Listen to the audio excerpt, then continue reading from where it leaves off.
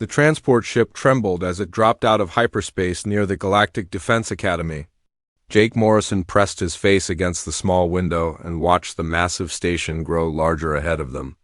The academy looked like a floating city made of metal and glass, with thousands of lights twinkling across its surface. "First time seeing it?" asked Lisa Chung, the girl sitting next to him. She was small and quiet, but Jake had already learned that she was the smartest person on their transport ship. "Yeah," Jake said. "My dad told me stories about this place, but seeing it is different." Around them, 11 other human cadets sat in their seats, all looking out the windows with wide eyes. They had traveled for 3 weeks to get here from Earth. Jake knew most of their names by now. There was Carlos Rivera, a big guy from Texas who liked to blow things up.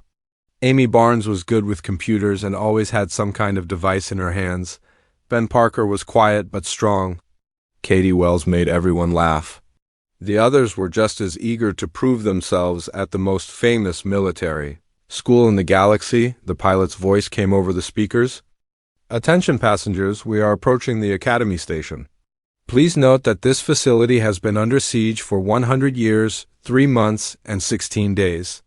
The siege does not affect daily operations, but you may see enemy ships during your stay." Jake looked out the window again. Now he could see them, hundreds of dark ships floating in perfect rows around the Academy. They looked like black daggers pointed at the station. The enemy ships didn't move. They just sat there in space, waiting. "The Vorthan Empire," Lisa said quietly. "I read about them on the way here. They have been trying to capture this place for a century. Why don't they just attack?" asked Carlos from across the aisle. "They're attacking," Amy said, not looking up from her tablet. "Just very slowly. It's called a siege. They surround the place and wait for everyone inside to give up." Jake had heard about the siege from his father, who used to be a Marine.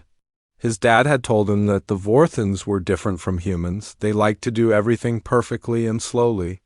They never rushed into anything. A siege was their way of winning without losing ships or soldiers. The transport ship moved closer to the Academy. Jake could see the huge shields that protected the station. They looked like blue bubbles of light that covered the entire structure.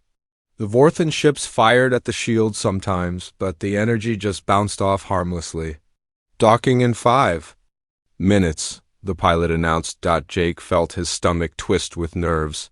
He had wanted to come to the Galactic Defense Academy since he was 10 years old. Earth had only been part of the galactic community for 20 years, and humans were still new to most aliens. They called humans Deathworlders because Earth was considered one of the most dangerous planets in known space. Most aliens came from safe worlds with gentle weather and friendly animals. Earth had hurricanes, earthquakes, poisonous snakes, bears, sharks, and 1,000 other things that could kill you. The aliens thought this made humans either very tough or very crazy. Maybe both. The transport ship shook as it connected to the Academy's docking port. Jake grabbed his bag and followed the other cadets toward the exit. His heart was beating fast. This was it. This was his chance to prove that humans belonged in the galaxy.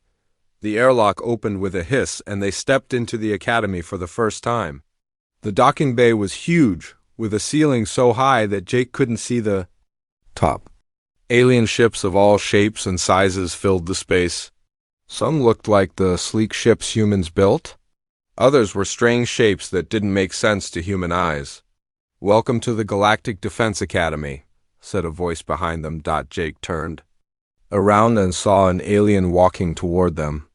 It was tall and thin, with blue skin and 4 arms. Its eyes were large and completely black. Jake had seen pictures of Centaurians before, but meeting one in person was different. "I am Commander Veltar," the alien said. Its voice sounded like wind through leaves. "I will be your guide today. Please follow me." The group of human cadets followed Commander Veltar through the Academy's corridors. Jake tried not to stare at all the different aliens they passed.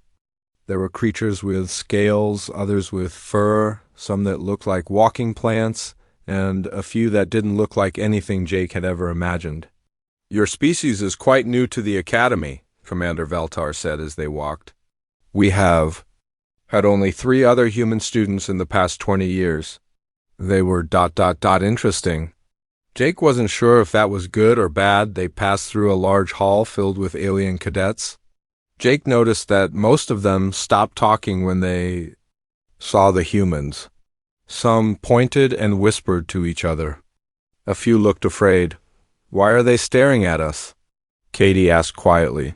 "Because you are from a death world," Commander Veltar explained without turning around. "Most of these students come from safe planets. They have never seen beings who survived." Growing up in such a dangerous place, Jake felt uncomfortable. He had grown up in Colorado, camping in the mountains with his father. He knew how to start a fire, find clean water, and avoid dangerous animals. These things seemed normal to him, but maybe they were special to aliens who had never faced any real danger. They reached a large window that looked out at the Vorthen fleet. The enemy ships were close enough that Jake could see details on their hulls. They were dark and angular, like someone had built them out of black metal triangles. "The siege has been going on for so long that it has become normal," Commander Veltar said. "Students arrive, study, graduate, and leave. The Vorthens wait outside. Sometimes they test our defenses, but they never mount a full attack. It is a very civilized war." "Civilized?" Carlos asked. "How can a war be civilized?" Commander Veltar's large black eyes looked at Carlos for a moment. "The Vorthens follow very strict rules. They believe in mathematical perfection. Every move they make is calculated exactly. They never take risks or do anything unexpected. This is why the siege has lasted so long. They are waiting for the perfect moment to attack." Jake looked at the enemy ships again. There were so many of them, arranged in perfect rows and formations. It looked like someone had used a ruler to position each ship exactly where it needed to be. "What about our defenses?" Lisa asked. "Our shields are very strong," Commander Veltar replied. "Our weapons are powerful. Our strategies have been tested for decades. The Academy has the finest military minds in the galaxy working on the siege problem. Admiral Zexthara himself commands our forces." Jake had heard of Admiral Zexthara. He was famous throughout the galaxy for never losing a battle. If he couldn't break the siege, Jake wondered what chance anyone else had. They continued their tour through training rooms, classrooms, and living quarters. Everything was clean and organized. The technology was amazing: computers that responded to thoughts, weapons that could destroy asteroids, ships that could travel between stars in minutes. Finally, they reached the dormitory where the human cadets would live. It was a simple room with 12 beds and lockers for their belongings. "Classes begin tomorrow morning," Commander Veltar said. "You will study military history, tactics, alien cultures, and space combat. The Academy's goal is to create the finest officers in the galaxy." After Commander Veltar left, the human cadets sat on their beds and talked quietly. "This place is incredible," Amy said, still looking at her tablet. "The technology here is 50 years ahead of anything on Earth. Did you see how the other students looked at us?" Ben asked. "Like we were dangerous animals?" "Maybe we are," Jake said. "My dad always said that Earth made us different, stronger, tougher." Lisa was quiet for a moment, then spoke up. "I keep thinking about the siege. 100 years. How is that possible?" "The Vorthens are patient," Carlos said. "But patience isn't always good in war. Sometimes you need to act fast." Jake nodded. He had learned that from his father. In the mountains, waiting too long could get you killed. Weather changed quickly. Animals moved when you weren't ready. You had to adapt or die outside their window. The Vorthen fleet waited in perfect formation, just as it had for the past century. Jake wondered if anyone had ever tried to do something unexpected against them. Something that didn't follow the rules of civilized warfare. He fell asleep that night thinking about his father's words. Sometimes the best way to win is to change the game completely. Jake woke up to the sound of an alarm bell ringing throughout the academy. He sat up quickly, his heart racing. The other human cadets were doing the same thing, looking around with confused faces. "What's happening?" Katie asked, her voice still. Thick with sleep. Amy was already at her tablet, checking the Academy's information network. "It's just the morning alarm," she said. "Classes start in 1 hour." Jake got dressed and followed the others to the dining hall. The room was enormous, filled with hundreds of alien cadets eating breakfast. Jake had never seen so many different species in one place. There were tall blue aliens with 4 arms, short furry creatures with big eyes, and beings that looked like walking crystals. The human cadets sat together at one table. Jake noticed that other students kept looking at them and whispering. Some pointed at them when they thought the humans weren't watching. "I feel like we're animals in a zoo," Ben said quietly. "Get used to it," Lisa replied. "We're probably the first humans most of these aliens have ever seen." After breakfast, they went to their first class. The room was a large circular space, with seats arranged in rows that went up to the ceiling. Jake felt very small as he looked around at all the alien students. Professor Veltar walked to the center of the room. He was the same species as Commander Veltar, but older, with 6 arms instead of 4. His skin was darker blue, and he moved slowly and carefully. "Welcome to Military History and Tactics," the professor said. His voice was deep and calm. "Today, we will study the current siege situation that surrounds our academy." A huge display screen appeared in the air above the professor. It showed the academy station surrounded by the Vorthan fleet. The enemy ships were arranged in perfect geometric patterns, like someone had drawn them with mathematical tools. "The Vorthan Empire has maintained this siege for exactly 100 years, 3 months, 17 days, and 6 hours, Professor Veltar continued. "It is the longest continuous military operation in recorded galactic history." Jake raised his hand. The professor looked at him with surprise. "Yes, Cadet Morrison? Why don't they just attack?" Jake asked. "I mean, if they have been here for 100 years, why not just fight and get it over with?" Several alien students made strange noises that Jake realized were laughter. Professor Veltar held up one of his hands for silence. "An excellent question from our Deathworld student," the professor said. "The Vorthans do not think like most species. They believe in something called perfect victory. They will not attack until they are absolutely certain they will win with minimal losses." The display changed to show detailed images of Vorthan ships. They were angular and dark, covered in weapons and armor. Each ship looked exactly like the others, as if they had all been built from the same blueprint. "The Vorthans use a technique called gravitational strangling," Professor Veltar explained. "Their ships create overlapping gravity fields that prevent any vessel from entering or leaving this area of space. They also use precision weapons that can slowly wear down our defenses over time." Lisa raised her hand. "Have they tried to communicate? Maybe negotiate?" "The Vorthans do not negotiate," the professor replied. "They conquer or they wait. There is no middle ground in their culture. They view this siege as a mathematical problem that will eventually be solved through patience and precise calculation." Jake stared at the display screen. Something about the Vorthan formation bothered him, but he couldn't figure out what it was. The ships were arranged too perfectly, like a textbook diagram. "What about our defenses?" Carlos asked. Professor Veltar waved one of his hands, and the display changed again. Now it showed the Academy's shield system and weapon platforms. "Our shields are powered by 3 fusion reactors," the professor explained. "They can absorb enormous amounts of energy without failing. Our weapons include plasma cannons, missile batteries, and particle beam arrays. We also have a fleet of defense ships stationed around the Academy." "So why haven't we broken the siege?" Amy asked. The professor was quiet for a moment. "That is the question every military mind in the galaxy has been asking for a century. The Vorthans are too well positioned to attack directly. Our defenses are too strong for them to overwhelm. It has become what we call a perfect stalemate."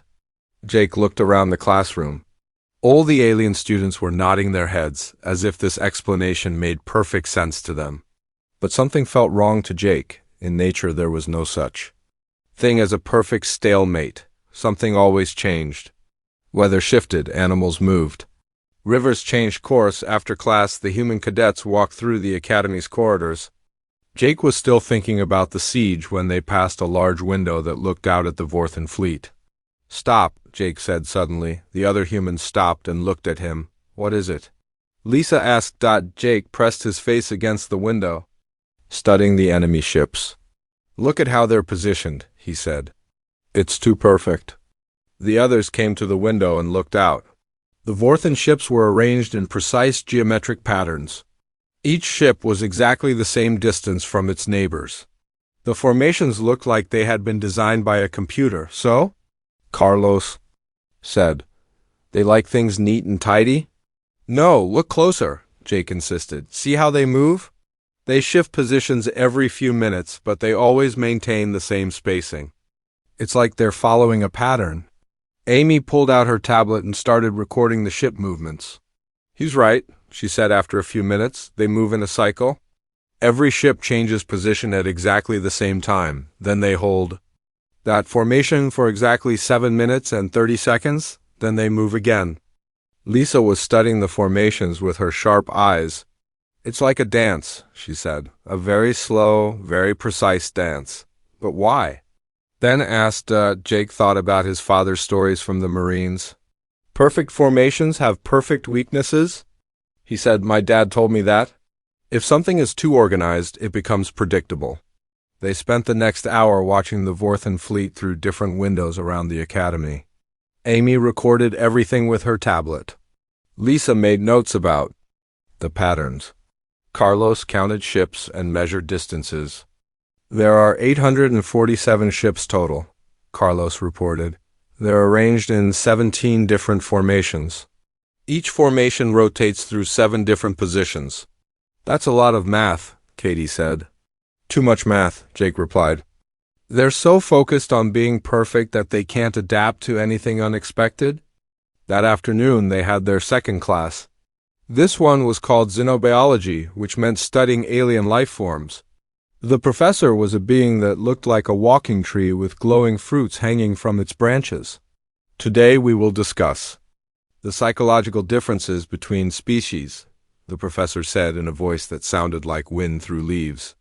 "Each species has evolved different ways of thinking based on their home worlds." The display showed pictures of different planets. Some were covered in peaceful oceans. Others had floating cities in the clouds. A few showed underground civilizations. "Most galactic species evolved on what we call garden worlds," the professor continued. "These planets have stable climates, predictable weather, and few dangerous predators. Species from garden worlds tend to value order, safety, and long-term planning." Then the display showed Earth. Jake felt proud as he saw pictures of mountains, oceans, deserts, and forests. But he also noticed how violent and chaotic everything looked compared to the other planets. "Humans come from what we classify as a Deathworld," the professor said. "This planet has extreme weather, dangerous animals, natural disasters, and constant environmental challenges. Species from Deathworlds develop very different psychological traits." The alien students all turned to look at the humans. Jake felt uncomfortable again. "Deathworld species tend to be adaptable, aggressive, and comfortable with chaos," the professor explained. "They can make quick decisions under pressure and are not afraid to take risks. These traits can be very useful in certain situations." After class, Jake and his friends went to the Academy's computer center.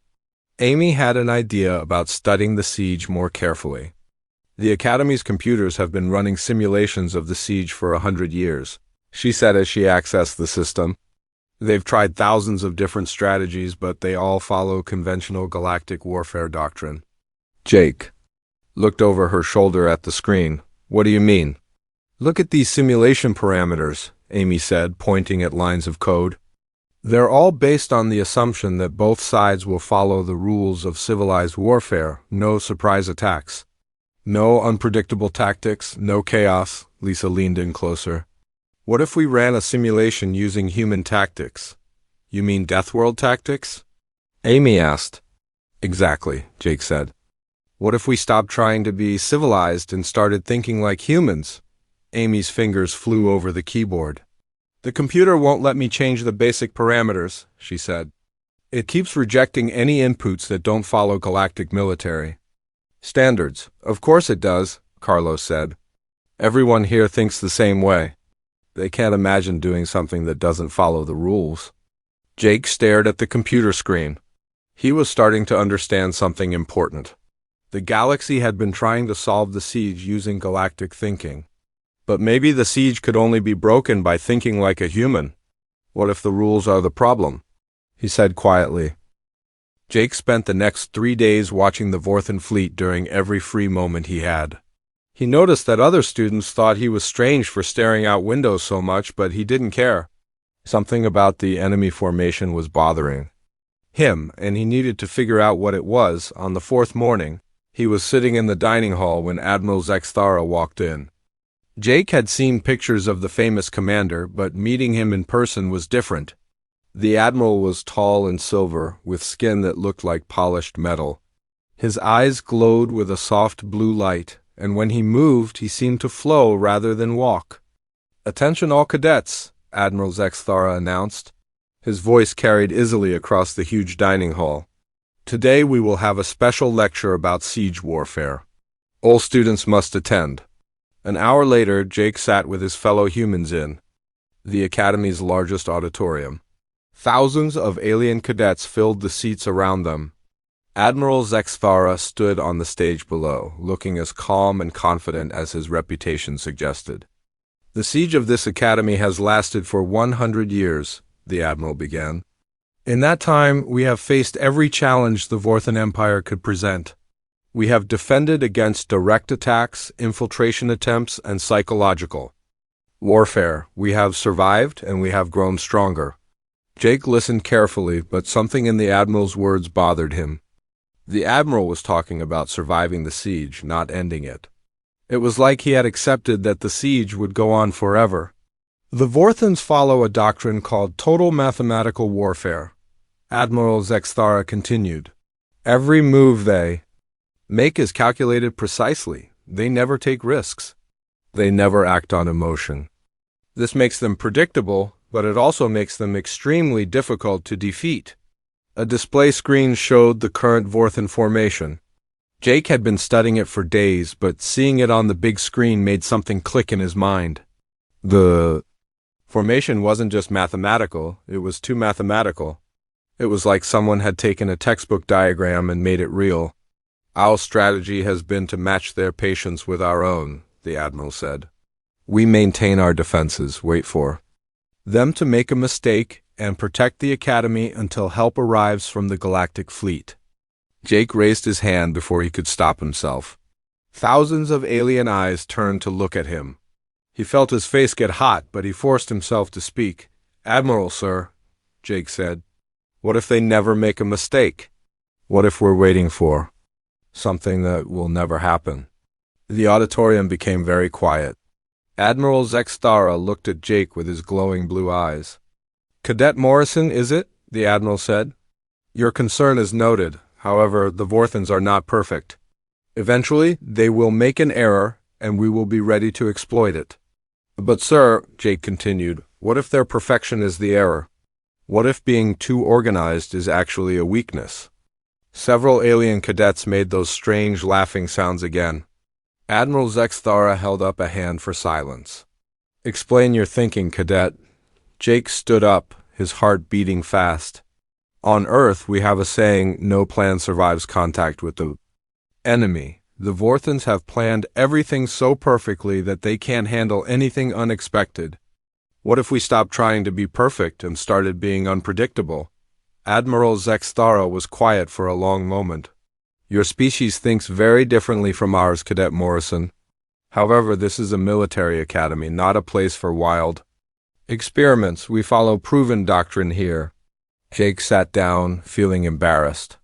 But as the lecture continued, he noticed that Lisa was writing notes frantically. Carlos was sketching something in his notebook. Amy was working on her tablet with a focused expression. After the lecture, the human cadets met in their dormitory room. "That was either very brave or very stupid," Ben said. "Maybe both," Jake replied. "No, you were right. Lisa said, looking at her notes. "I've been thinking about what you said. Look at this." She showed them a drawing she had made of the Vorthen formation. It looked like a complex geometric pattern with numbers and arrows all around it. "The Vorthens change positions every 7 minutes and 30 seconds, Lisa explained. "But during the change, there are gaps in their coverage. Tiny. Gaps that last for only a few seconds, but gaps nonetheless." Amy looked up from her tablet. "I've been analyzing their communication patterns. They send status reports to each other on a fixed schedule. Every ship reports its position and status at exactly the same time. For about 3 seconds, their entire communication network is busy with routine reports." Carlos opened his notebook and showed them his sketches. "I've been thinking about their gravity fields. They overlap perfectly to create the blockade, but perfect overlaps create stress points. If you hit the right spot at the right time, you could disrupt the entire field."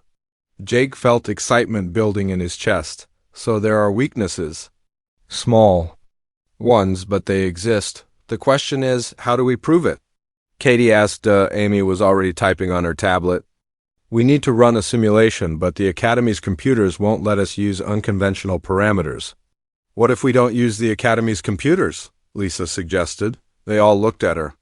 "Amy, can your tablet run military simulations?" Amy nodded. Slowly. "It's not as powerful as the Academy systems, but yes, I can program basic tactical scenarios." "Then let's build our own simulation," Jake said. "One that uses human tactics instead of galactic doctrine?" They spent the next 2 hours working together. Amy programmed the simulation while Lisa calculated the mathematical details. Carlos figured out which parts of the Vorthen formation were most vulnerable. Jake thought about timing and coordination. "Okay," Amy said finally. "I've got a basic simulation running." "What do you want to try?" "Something chaotic," Jake said. "Something the Vorthens would never expect." They started with small changes. Instead of attacking the strongest part of the Vorthen formation, they targeted the weakest. Instead of using overwhelming force, they used speed and misdirection. Instead of following standard attack patterns, they did things randomly. The first few simulations failed completely. Their random attacks were destroyed easily by the Vorthen defenses. "This isn't working," Ben said. "We're still thinking too much like everyone else," Jake replied. "We need to think like humans from Earth. What would we do if we were trapped in the mountains with limited supplies and dangerous animals all around us?" "Survive," Carlos said immediately. "Use the environment," Lisa added. "Make noise to scare off predators," Katie suggested. "Hide and then attack when they don't expect." Amy said. Jake thought about camping trips with his father. "And if something doesn't work, you try something else immediately. You don't stick to a plan that's failing." They redesigned their simulation based on these ideas. Instead of one coordinated attack, they programmed multiple small actions that would create chaos in the Vorthen formation. Instead of trying to destroy enemy ships, they focused on disrupting their perfect organization. "What if we used the Academy itself as a weapon?" Carlos suggested. "How?" Lisa asked. Carlos pointed out the window at the massive station. "This place is huge. It has artificial gravity, life support systems, thousands of tons of metal and equipment. What if we could make some of it malfunction in a controlled way?" Amy's eyes lit up. "Debris. If we created debris clouds at the right points, the Vorthens would have to break formation to avoid collisions. And their communication arrays," Jake added. "Amy, you said they all report at the same time. What if we interfered with those reports?" "The Academy's transmitters are powerful enough to jam their signals," Amy said, typing frantically. "Not permanently, just for a few seconds at the right moment." They worked through the night, refining their simulation. By morning, they had created something that looked nothing like standard galactic warfare doctrine. It was messy, chaotic, and relied on dozens of small actions happening at exactly the right time. "It's crazy," Ben said, looking at their final plan. "Crazy like a fox," Jake replied, using one of his father's favorite expressions. "But will it work?" Katie asked. Amy ran the simulation one more time. On her tablet screen, They watched as their chaotic plan unfolded. The Vorthen formation held for several minutes, adapting to each new problem. But eventually, the accumulation of small disruptions became too much. Ships collided as they tried to avoid debris. Communications became confused as multiple systems failed at once. The perfect mathematical formation collapsed into disorder. "It works," Amy said quietly. "At least in the simulation. Now we just need to convince Admiral Zexthara to let us try it for real," Jake said. Lisa shook her head. "He'll never agree." "You heard what he said about following proven doctrine." "Then we need to find another way," Jake said. "Because I don't think we can wait another 100 years for the Vorthens to make a mistake." Outside their window, the enemy fleet continued its perfect dance through space, unaware that 12 human cadets had just figured out how to defeat them. The question now was whether anyone would listen to a group of Deathworlders who wanted to replace a century of military wisdom with controlled chaos. Jake looked at his friends and saw determination in their eyes. They had found a solution that no one else had seen. Now they just needed the courage to use it. Jake knew they couldn't wait for permission. Every day they delayed meant another day the siege continued. He had learned from his father that sometimes you had to act first and ask forgiveness later. "We need access to the Academy systems," Jake said to his friends during breakfast. "Real access, not just the student computers." "That's impossible," Ben said. "They have security protocols that would take weeks to break." Amy looked up from her tablet with a strange smile. "Actually, it might not be that hard. I've been studying the Academy's computer network. It's designed to keep enemies out, not to stop students from accessing internal systems." "What do you mean?" Lisa asked. "The security assumes that anyone inside the Academy is authorized to be here," Amy explained. "If we can get to a maintenance terminal, I can access the main systems without triggering any alarms." Carlos leaned forward. "Where do we find a maintenance terminal?" "Engineering section," Amy said. "Level 15, near the reactor core. It's restricted to engineering staff only, but the restrictions are just electronic locks." Jake felt his heart start beating faster. "Can you get us in?" "Probably. But we'd have to do it during the night shift when fewer people are around." They spent the rest of the day planning. Jake felt like he was preparing for one of his father's survival exercises, except this time the stakes were much higher. If they got caught, they would probably be expelled from the Academy. If they succeeded, they might end a century-old siege. That night, they waited until the Academy's corridors were empty. Most alien species needed more sleep than humans, so the halls were quiet after midnight. The 12 human cadets moved through the Academy like shadows. Following Amy's directions toward the engineering section, they passed several security checkpoints. But Amy was right. The electronic locks were designed to keep people out of the Academy, not to control movement within it. She used her tablet to override each lock in seconds. "This is too easy," Katie whispered. Jake replied. "Don't jinx it." They reached the engineering section without being seen. The corridor here was different from the rest of the Academy, more industrial, with pipes and cables running along the walls. Jake could hear the deep humming of the reactor core somewhere. Below them, Amy found the maintenance terminal she was looking for. It was a simple computer interface built into the wall, designed for engineers to monitor systems and run diagnostics. "Give me 5 minutes," Amy said, connecting her tablet to the terminal. Jake and the others stood guard while Amy worked. Carlos kept watch at one end of the corridor. Ben and Katie watched the other end. Lisa stood next to Amy, ready to help with calculations if needed. "I'm in," Amy whispered after what felt like hours but was probably only minutes. "I have access to life support, artificial gravity, communications, and the shield generators." "Can you create the debris fields we need?" Jake asked. Amy's fingers moved quickly over her tablet. "I can cause controlled decompression in Cargo Bay 7. That will release about 50 tons of scrap metal into space. I can also vent atmosphere from the outer hull sections to create gas clouds." "What about communications jamming?" Lisa asked. Easy. I can overload the main transmitter array for exactly 3 seconds. It will look like a power fluctuation. Jake looked at his watch. It was 3 in the morning Academy time. When is the next Vorthan formation change? Carlos had been keeping track of the enemy patterns. 6 minutes and 40 seconds. That's not enough time to set everything up, Lisa said. Then we wait. For the next one, Jake decided.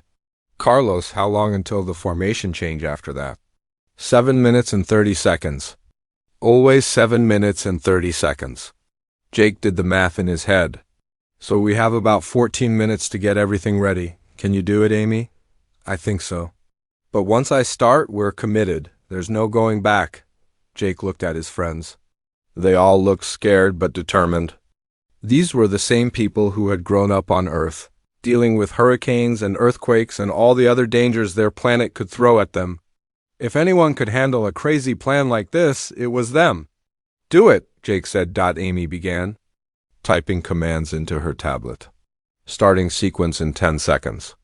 Carlos, I need you to manually trigger the cargo bay release when I give you the signal.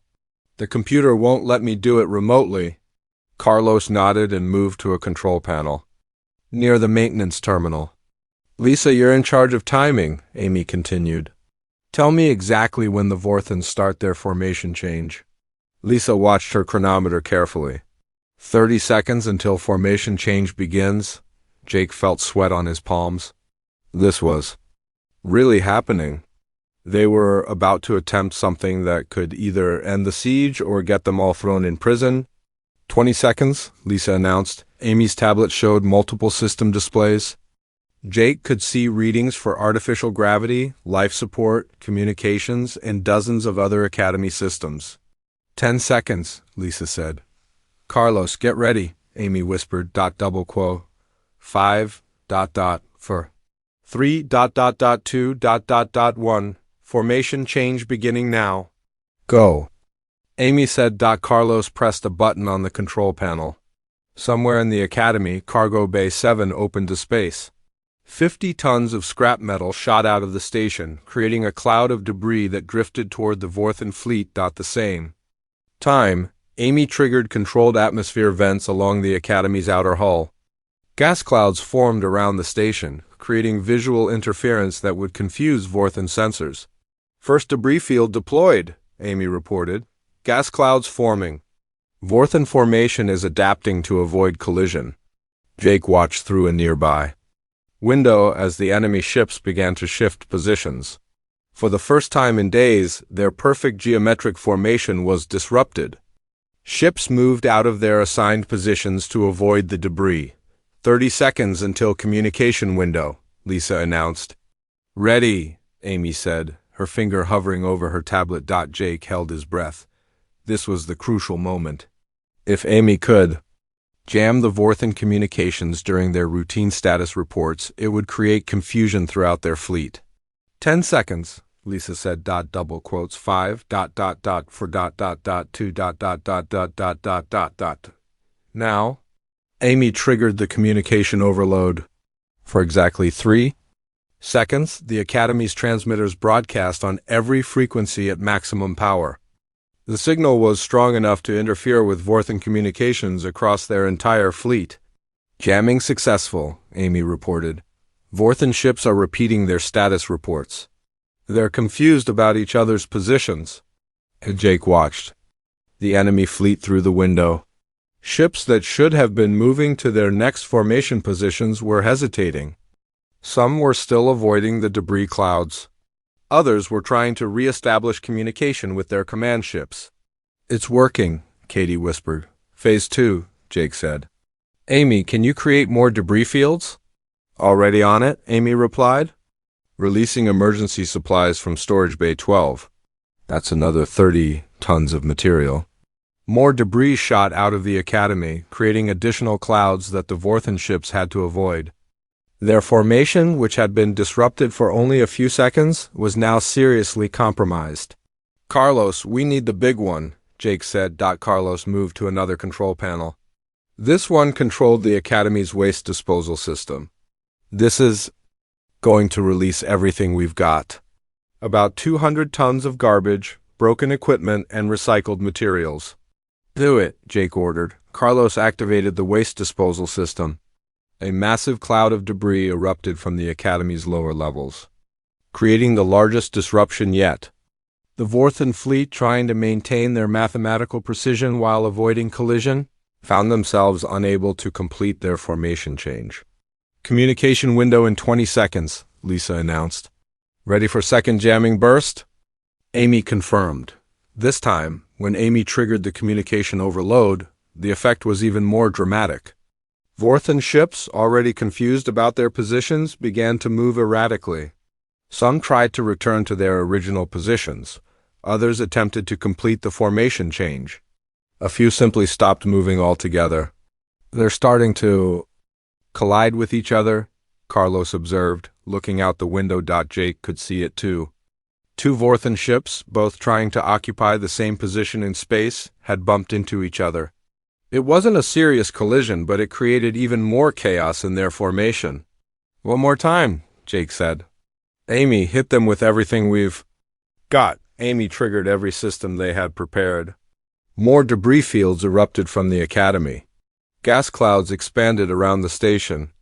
Communication jammers overloaded the Vorthan networks. The enemy fleet, faced with multiple simultaneous crises, began to break apart.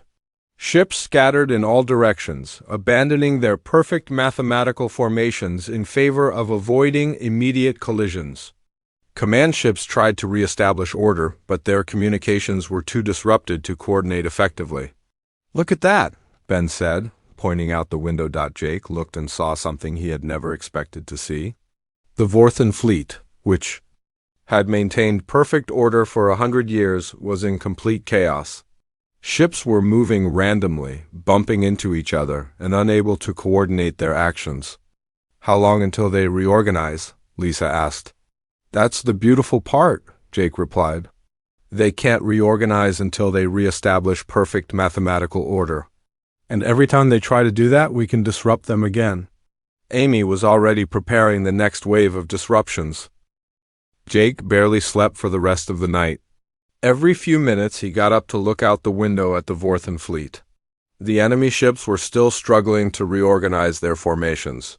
Some had returned to their original positions, but others were scattered across space in groups that made no mathematical sense. At breakfast, the dining hall was buzzing with excitement.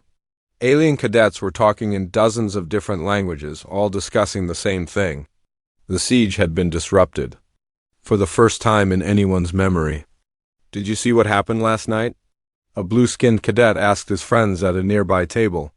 The Vorthans lost formation for over an hour. My instructor says it was a system malfunction, another cadet replied. Some kind of accident with the waste disposal. Jake and his friends ate their breakfast quietly, trying not to smile. Around them, professors and academy staff were having urgent conversations. Jake could see worry on their faces. If the Vorthans thought the academy was weakening, they might launch a full attack. After breakfast, all cadets were ordered to report to the main auditorium immediately. Jake's stomach twisted with nerves as they walked through the corridors. Had someone discovered what they had done? Admiral Zexthara stood on the stage looking as calm as ever. But Jake noticed tension in the way the admiral held his shoulders. Behind him, a massive display screen showed the current position of the Vorthan fleet. Last night, our station experienced several system malfunctions, Admiral Zexthara announced. These malfunctions created debris fields that temporarily disrupted the Vorthan siege formation, the alien cadets murmured among themselves. Jake kept his face neutral, but his heart was beating fast. The Vorthans are currently attempting to re-establish their siege positions, the admiral continued. All cadets are restricted to essential areas only. Classes are suspended until further notice. Jake raised his hand. He knew it was dangerous, but he had to speak. Yes, Cadet Morrison? Admiral Zexthara said with a slight frown. Sir, what if the malfunctions weren't accidents? What if they showed us how to break the siege? The auditorium became very quiet. Jake could feel thousands of alien eyes staring at him. Explain yourself, Cadet. Jake stood up, his legs shaking slightly. The Vorthons can't handle chaos, sir. Their whole system depends on mathematical perfection.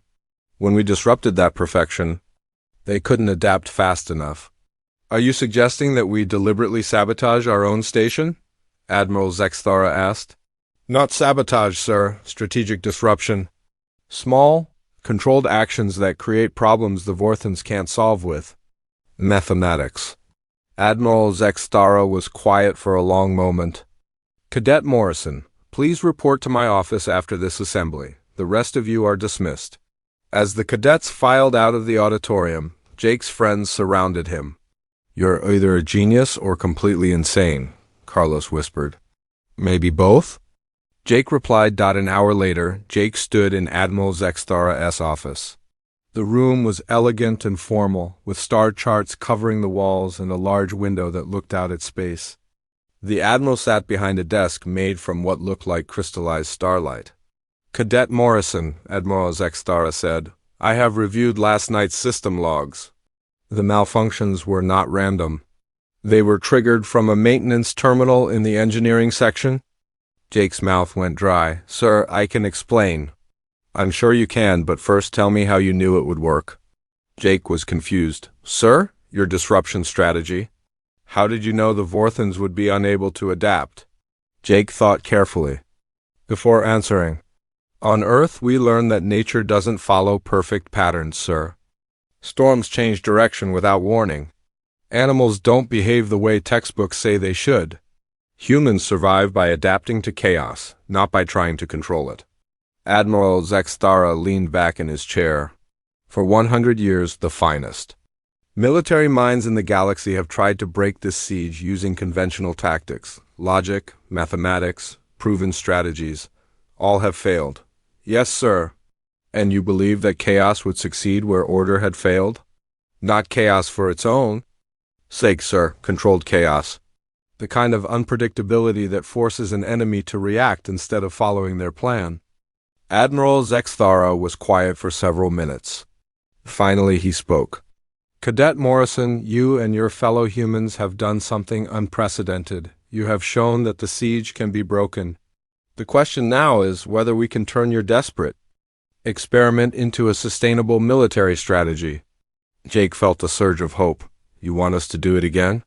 I want you to do it properly, with full Academy support and coordination. Can your plan work if we scale it up? I think so, sir. But we need access to more systems. And we need to do it during the next Vorthon formation change. If we wait too long, they'll adapt to our tactics. Admiral Zexthara stood up and walked to the window.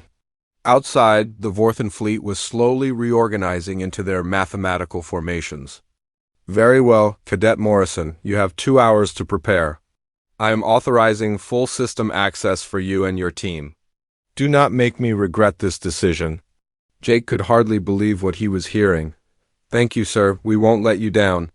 See that you do not? The entire galaxy will be watching? Jake ran back to find his friends. They were in their dormitory, looking worried. What happened? Lisa asked immediately.